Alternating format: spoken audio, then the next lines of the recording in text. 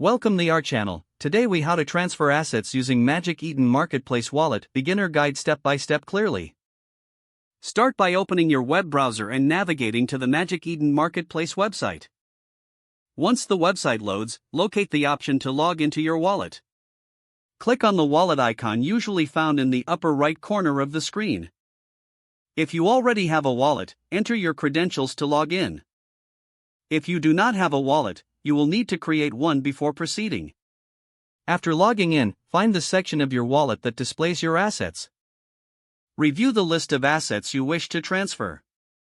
Next, click on the asset you want to transfer to select it. Look for the option to transfer or send associated with the selected asset. Enter the recipient's wallet address in the designated field. Double-check the wallet address you entered to ensure it is correct. Specify the amount of the asset you wish to transfer. Confirm any additional transaction details as prompted. Once everything looks correct, click the button to initiate the transfer. You may be asked to confirm the transaction in your wallet interface. Follow the on-screen prompts to finalize the transfer. Wait a few moments for the transaction to process. Once completed, check your transaction history to verify the transfer.